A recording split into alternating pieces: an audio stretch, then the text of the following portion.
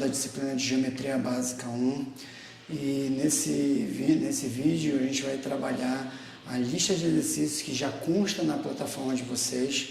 São 7 questões direcionadas para avaliação que serão realizadas na sexta-feira. Então vamos começar com a questão 1, que é uma questão que trabalha um triângulo isósceles da ABC da figura, então um triângulo isósceles. O que é um triângulo isósceles? É um triângulo que tem dois lados congruentes, tá? Então a ABC é isósceles e os segmentos BD e CE sobre a base BC, então BD e CE também são congruentes entre si. Com essas hipóteses, a questão solicita mostrar que ADE é isósceles, ou seja, esse triângulo maior ADE é isósceles, sabendo que ABC é isósceles e que o segmento BD e CE são congruentes. Bom, então para mostrar que ADE é isósceles, nós precisamos mostrar que o segmento, o lado AD é congruente a AE.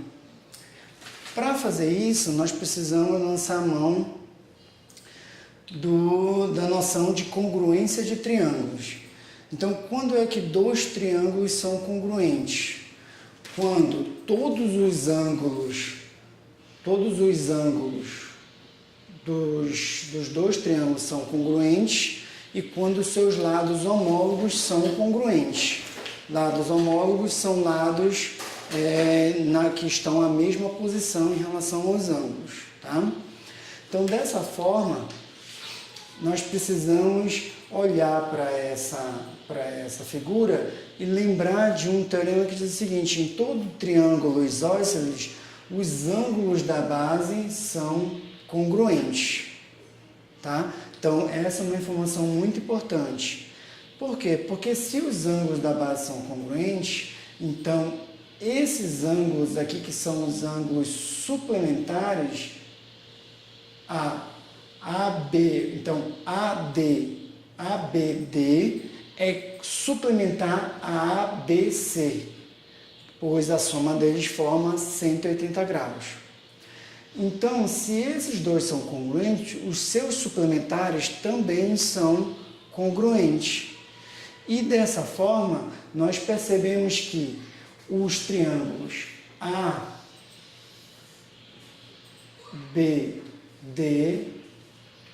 e o triângulo ACE também são congruentes. Por quê? Porque existe uma regra de congruência que diz que quando nós temos dois lados homólogos dos dois triângulos congruentes e um ângulo entre eles também congruente, nós temos o critério de congruência LAO, que é lado, ângulo, lado, certo? Lado, ângulo, lado. Então, por esse critério de congruência, nós percebemos que esses dois triângulos também são congruentes. Se eles são congruentes, significa que esses ângulos aqui são congruentes e que os três lados são congruentes. Então, AD é congruente a CE. AD é congruente a CE. E dessa forma, nós temos que os lados, o triângulo ADE é um triângulo isósceles. Ok? Então, é muito importante que vocês tenham em mente todos os casos de congruência de triângulos. Vamos para a próxima questão. Bom, então nessa questão 2, nós podemos perceber que a figura mostra um quadrado ABCD escrito em um triângulo EFG, tá? E a questão também informa que EF mede 15 centímetros e que a altura relativa a essa base, que seria GH, mede 10 centímetros. E ele pede para a gente encontrar o lado do quadrado escrito, que nós resolvemos chamar de X, ok? Então, X vai ser o lado quadrado escrito nesse triângulo. Bom, pessoal, para resolver essa questão, nós temos que perceber o seguinte: eu não sei o valor do tamanho do lado do quadrado, então eu chamei de X, certo? Eu também não sei o tamanho desse segmento aqui que sobra na base do triângulo em relação ao lado do quadrado, então eu chamei de L. E essas informações eu vou precisar depois. Agora, o mais importante é saber o seguinte, é que nós temos a dimensão da base do triângulo e a altura do triângulo. Então, se a gente separar as informações que nós temos para esse triângulo aqui, o GHF, nós vamos ver que nós temos a altura e a metade do lado a metade do valor da base, que é 7,5. Esse triângulo ele é um triângulo retângulo, ok? E esse outro triângulo é o triângulo CBF, que também é retângulo, ok? Então, esses dois triângulos são retângulos e esse ângulo da base do triângulo é o mesmo ângulo, sim, ele é um ângulo comum. Esse ângulo é um ângulo comum, tanto ao triângulo grande quanto ao triângulo pequeno. Esse ângulo bem aqui. Ora, com dois ângulos congruentes, esses dois triângulos já se tornam triângulos semelhantes. E quando é que dois triângulos são semelhantes? Quando eu tenho dois lados, os três ângulos homólogos são congruentes, e os lados homólogos são proporcionais. Tudo bem? Então, e esse caso aqui é o caso onde eu tenho dois ângulos congruentes. E com dois ângulos congruentes, eles sendo semelhantes, eu consigo fazer a proporcionalidade entre os seus lados homólogos. O que significa que L está para 7,5, assim como X está para 10. Então, eu poderia fazer também a proporcionalidade entre as hipotenusas, mas aqui não nos interessa. Então, eu já tenho essa relação. Agora, eu também tenho outra relação entre L e X. Se vocês perceberem aqui, esse lado que vale 7,5, ele é a soma de x sobre 2, que é a metade da dimensão do quadrado, mais o L, que nós chamamos que é o segmento BF. Então, nós temos essa informação e nós temos a informação que x sobre 2 mais L é igual a 7,5. Então, com essas duas equações, a gente consegue resolver o problema. Vamos lá? Então, L vai ser 7,5x sobre 10. Agora eu pego o L dessa equação e substituo na equação de cima. Então vai ficar x sobre 2 mais 7,5x sobre 10 igual a 7,5.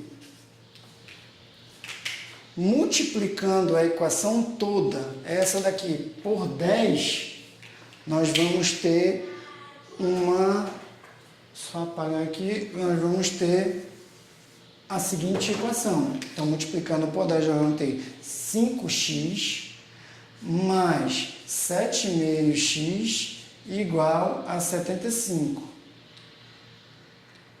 Somando, vamos ter 12,5x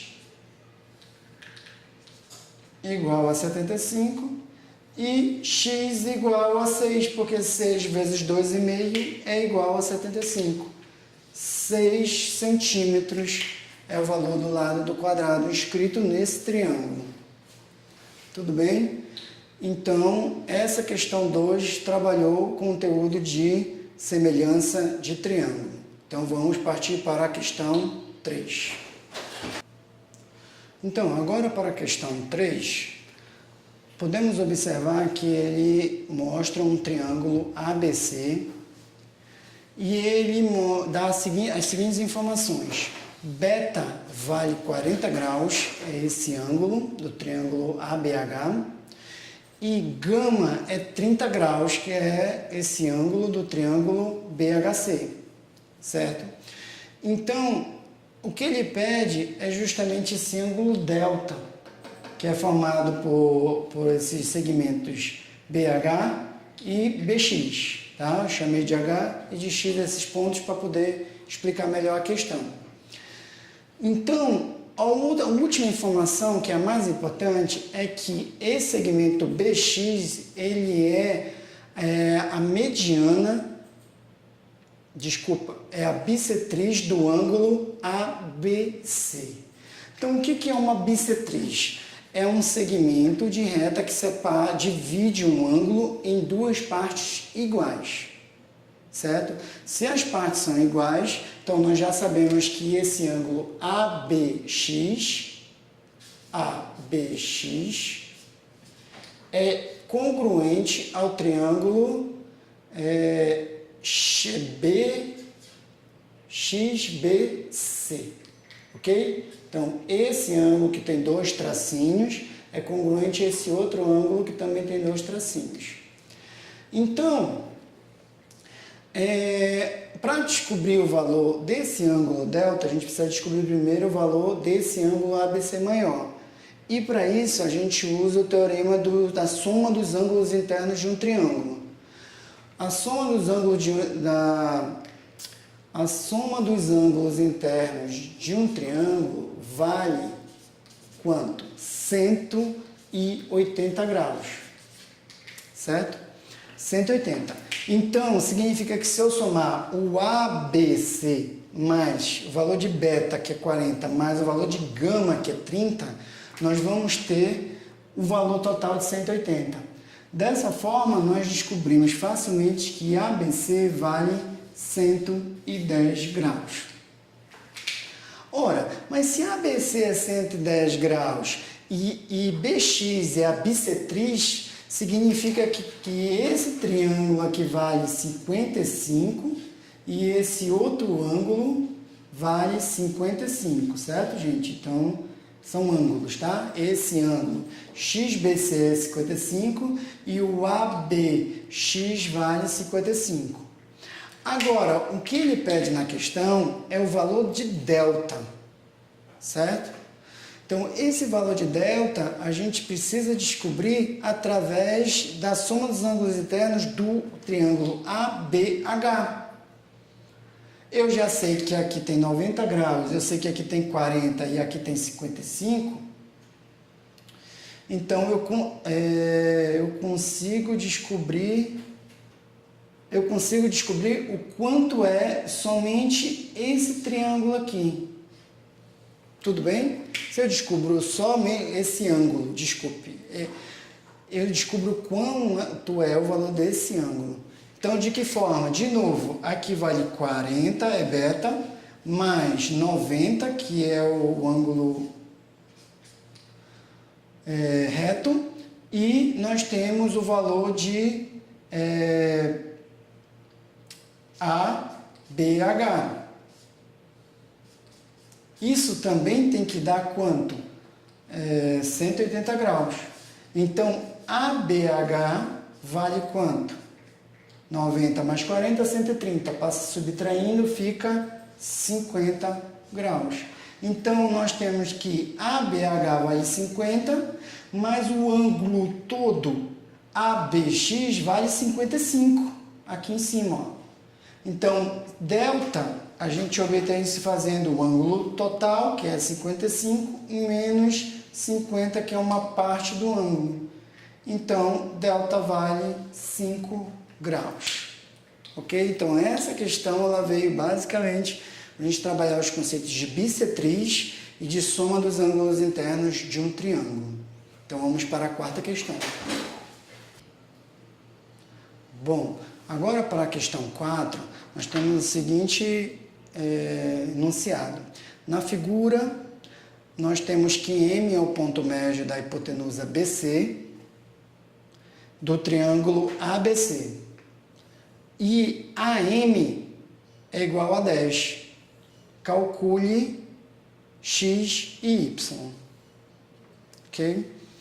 Então, pessoal, a questão, ela traz algumas informações e é importante que a gente saiba ler o que é essencial da questão. Se a questão fala que BC é hipotenusa, significa que esse triângulo ele é um triângulo retângulo. Tudo bem? Se M é o ponto médio do lado BC, significa que M é mediana do triângulo, é uma mediana, né, relativa ao lado BC, ok? O lado BC. Então, com essas informações postas e mais uma adicional, a gente consegue resolver a questão com uma simplicidade muito grande. Só que tem um conhecimento que é essencial aqui, é que um triângulo retângulo, quando ele é inscrito em uma circunferência, a hipotenusa ela coincide com o diâmetro da circunferência. Então, se a gente conseguisse inscrever esse triângulo aqui numa circunferência, a gente ia descobrir que o BC é o diâmetro da circunferência. Tudo bem? E como é o diâmetro da circunferência, esse segmento AM, ele é justamente o raio da circunferência. Assim como MC também é o raio e BM também é o raio. Tudo bem? Então, isso é muito importante, nunca esqueçam isso. Quando eu tenho um triângulo retângulo inscrito em uma circunferência, certo? O diâmetro coincide com a hipotenusa do triângulo. Então, dessa forma, eu tenho que, do ponto médio, desse ponto M a qualquer ponto da circunferência, eu tenho o raio dela. Então, a questão praticamente acabou. Por quê? Porque se isso aqui é um segmento do ponto A que está na circunferência até o centro, que é o centro M, então o raio da circunferência vale 10. Se daqui para cá também é raio, significa que y sobre 4 é o raio, mas o raio vale 10. Então, y vale 40. E como daqui o BM também é raio, então 3x é igual ao raio, que vale quanto? 10. Então, dessa forma, x é igual a 30. Desculpa, é 10 terços. X é 10 terços. Tudo bem? Então, dessa forma, esse conhecimento sintetiza o que é necessário para a prova de vocês. Bom, agora na questão 5, essa questão ela é um pouco mais detalhista e ela utiliza vários conceitos que são úteis em geometria. Então, ela diz o seguinte, nós temos um trapézio isósceles ABCD e as bases são AB e CD. E aí nós temos a D, é uma bissetriz interna, né? A bissetriz interna em D, ela intercepta o lado BC em M. E a bissetriz BMD, ela contém A. E sabendo que MAB é 24, calcular os ângulos do trapézio. Vocês podem ver que eu já rabisquei todo esse trapézio aqui, para deixar já mais ou menos tudo em suas devidas posições, e eu vou explicando cada passo, como foi que eu obtive cada uma dessas variáveis. Bom, então eu tenho uma bissetriz que sai do ângulo do ponto D, né? Uma bissetriz que chega até M. Então, se é bissetriz, significa que eu divido esse ângulo ADC em duas partes iguais, e eu chamei esses ângulos de Z. Eu gosto de atribuir variáveis para poder encontrar as equações, tudo bem? Então, tenho Z aqui.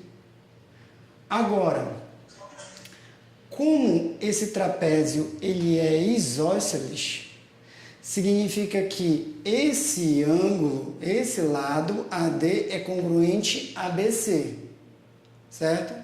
E nós vamos ter esses dois lados congruentes, então nós vamos ter esses ângulos da base aqui congruentes, e esses ângulos daqui de cima também são congruentes. O ADC é congruente ao BCD, e o ADAB é congruente ao ABC. Então eu chamei esses dois ângulos de X, tudo bem?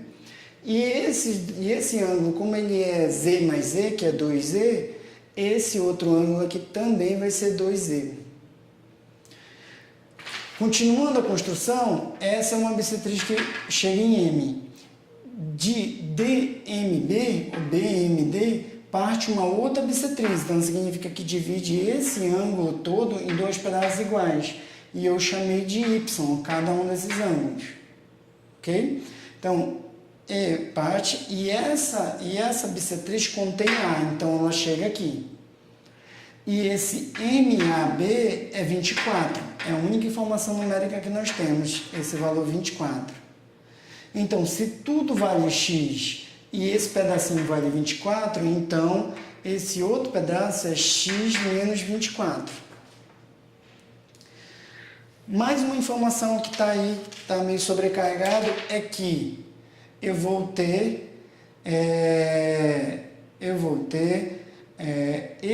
a soma dos ângulos de qualquer triângulo é 180 graus. Então, como aqui vale Z e aqui vale 2Z, então tudo vale 180. Então, vou fazer o seguinte, vou expressar aqui porque eu vou ter que repetir esse raciocínio várias vezes. Eu vou ter esse ângulo aqui, que é o CMD. A soma dele com 2Z mais Z é 180 graus, tudo bem? Que é a soma dos ângulos internos de um triângulo qualquer. Aqui dá 2Z mais Z é 3Z, passa para o outro lado subtraindo, então eu vou ter CMD igual a 180 menos 3Z, que foi o que eu já coloquei aqui essa informação.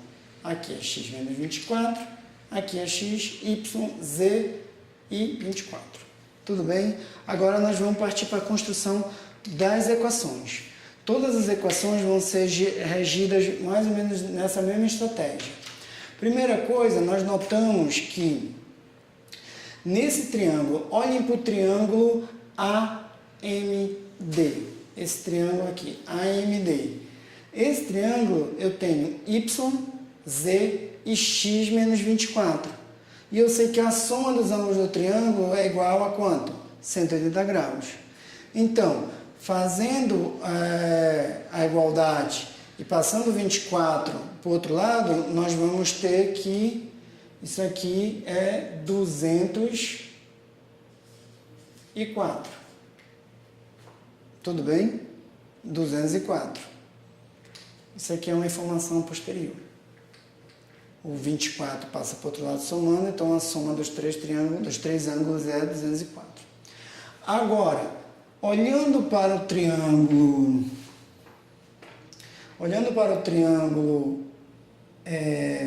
aqui é o triângulo AMD, tudo bem? Esse aqui é olhando para o triângulo CDM. Nós vamos ter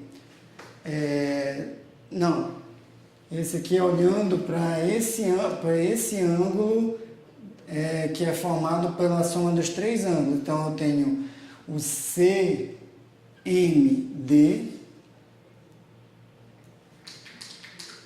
CMD mais DMA mais AMB. Então, quando nós olhamos para esses três ângulos aqui, nós vemos que eles formam um ângulo raso. Então, a soma deles é 180 graus. Então, eu vou fazer a soma y mais 180 menos 3e. É essa equação. Tudo isso tem que dar quanto? 180 graus. Dessa forma, eu cancelo 180 e eu descubro que 2y é igual a 3z. E y é igual a 3 sobre 2 de z. Mais uma equação. Nós vamos guardar essa primeira equação. Essa é a segunda equação. E aqui nós temos a terceira equação, que vem da onde? Vem do fato que a soma dos ângulos internos de qualquer quadrilátero é 360 graus. Se vocês lembrarem da fórmula Sn é igual a n menos 2 vezes 180, como eu tenho n igual a 4, eu vou ter 4 menos 2 é 2, vezes 180 é 360. Isso para n igual a 4. Ok? Então, eu tenho que pegar a soma desses dois ângulos de baixo mais a soma dos dois ângulos de cima. E eu vou ter que 2x, x mais x, 2x. 2z mais 2z, 4z. 2x mais 4z é 360. E dessa forma, eu posso agregar essa equação, que é a minha equação 3. Então, fazendo um sistema, eu vou precisar fazer agora a união dessas três equações. De que forma? Eu vou substituir nessa equação 1 o valor da equação 2. Então, vai ficar x, quanto equivale y? 3 sobre 2 de z, mais z, 2 em 1. Eu vou ter que isso vale 204. Então, eu vou ter o quê? Eu vou ter que x mais 5z sobre 2 vai ser igual a 204. E agora eu vou pegar essas duas equações e vou resolver um sistema, tá, gente? Agora entra um sistema linear.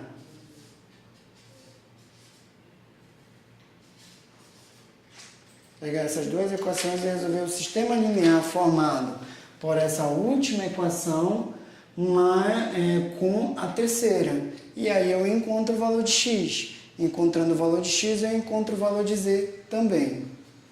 E o valor dos ângulos sai de forma imediata.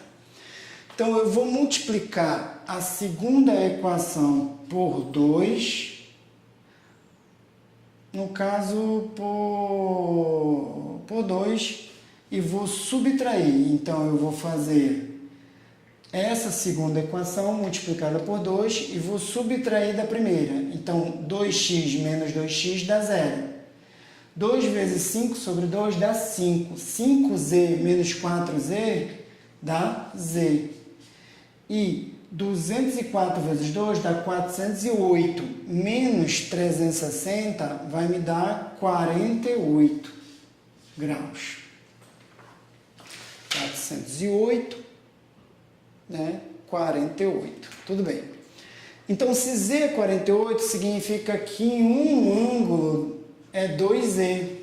Uma das respostas é 96 graus.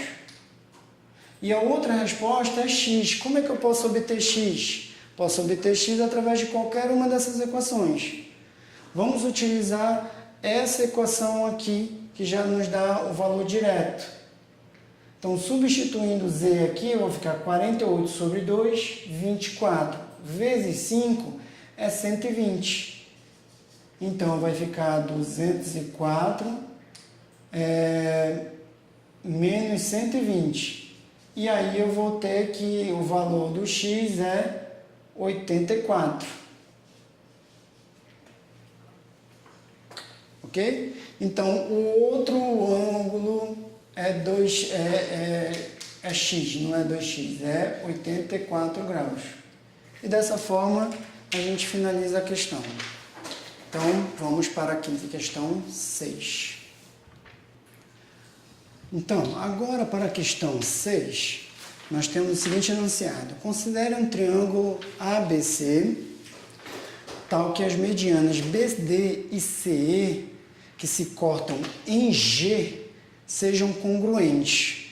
Mostre que BG é congruente a CG e letra B, o triângulo CGD, então CGD é congruente ao triângulo BGE e o triângulo ABC ele é isósceles, ok? Então são três informações que nós precisamos provar.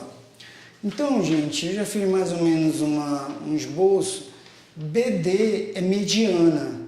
Se BD é mediana, significa que divide o lado AC em duas partes iguais. Então, o segmento AD é congruente ao segmento CD. CE também é mediana. Então, significa que BE é igual a AE. Tudo bem? Dessa forma, a última informação traz que CE ela é congruente, é a mediana, né? Ela é congruente à mediana BD. Então, esses dois segmentos são congruentes. Então, o que acontece? Eu preferi separar em 3 e 4, 3 e 4, mas essas informações a gente ainda vai obter, tá? Então, a primeira coisa que ele quer que prove é que BG é congruente a CG. Será que é verdade? Então, a gente precisa lembrar de uma propriedade interessante da mediana, que as medianas, elas se encontram, se interceptam no ponto que é chamado de baricentro, é o baricentro do triângulo, certo? E esse baricentro ele tem uma propriedade muito interessante, é que ele divide a mediana em duas partes, então pode ser considerado proporcionais, né? Então, por exemplo, eu tenho que CE é a mediana. G vai dividir a mediana da seguinte forma. EG vai ser 1/3 de CE. E CG vai ser 2/3 de CE. Então, ela divide num terço. Então, o segmento menor é 1/3 do total. E o segmento maior vai ser 2/3 do total. Ok? Então, isso aqui pode ser replicado para a mediana BD. BD também é mediana. Então, o pedaço menor dividido, né, na divisão do G, que é o baricentro, DG vai ser 1/3 do total, que é o BD, e BG vai ser 2/3 de BD. Tudo bem? Essa informação é muito importante e cai em diversas questões que utilizam o baricentro em conto de medianos. Tá bom? Então, o que ele pede primeiro é mostrar que BG é igual a CG.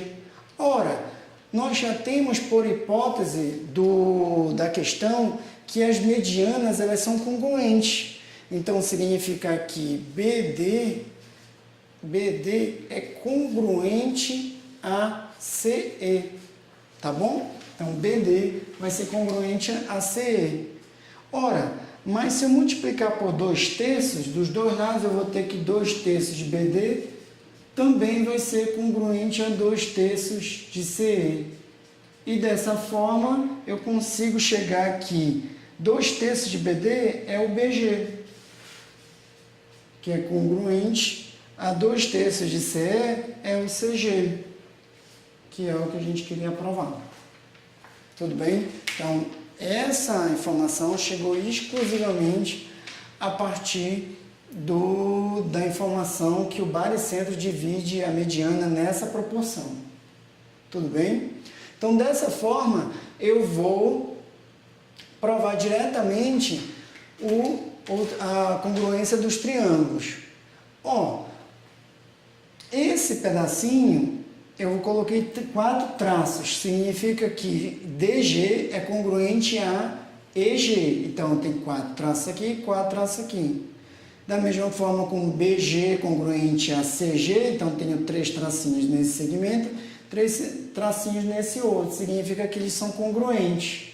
Se a gente olhar para os triângulos CGD e BGE, eu vou ver que eu tenho um ângulo comum entre eles, que é o ângulo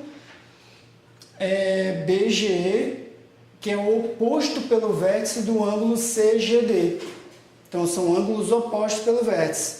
Dessa forma, eu consigo perceber que existe a regra de congruência, que é a LAU. Lado, ângulo, lado. Então, esse lado é congruente a esse lado é congruente a esse, e o ângulo que é oposto pelo vértice são congruentes, o ângulo que é formado por esses lados congruentes. Dessa forma, por esse critério, eu chego imediatamente à conclusão que esses triângulos são congruentes, por esse caso de congruência. Tudo bem? Então, dessa forma, eu provo B. Agora, na letra C, nós precisamos fazer o seguinte exercício. Também sai em consequência imediata. Os triângulos não são congruentes?